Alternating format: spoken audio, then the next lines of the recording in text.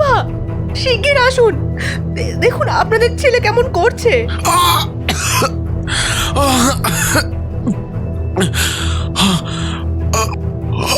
আমাকে আমাকে হসপিটাল। কি হলো মা, চিৎকার করছো কেন? কেন? এ কি অয়ন, কি হয়েছে তোর বাবা? ও বাবা, বাবা, ও বাবা, তোর কি হয়েছে? তুই এমন করছিস কেন? হ্যাঁ, অয়নকে হঠাৎ এই অবস্থায় দেখে অরূপবাবু এবং রীতা দেবী দুজনেই বেশ উত্তেজিত হয়ে পড়লেন।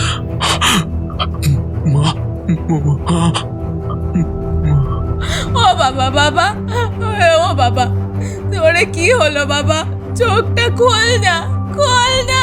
বাবা অয়ন, বাবা আমার সোনা আমার, তুই কথা বলছিস না কেন? কথা বল বাবা। তুমি এক্ষুনি ডাক্তারকে খবর দাও না গো, এক্ষুনি খবর দাও। ওর কিচ্ছু হয়নি, ও হয়তো অজ্ঞান হয়ে গেছে।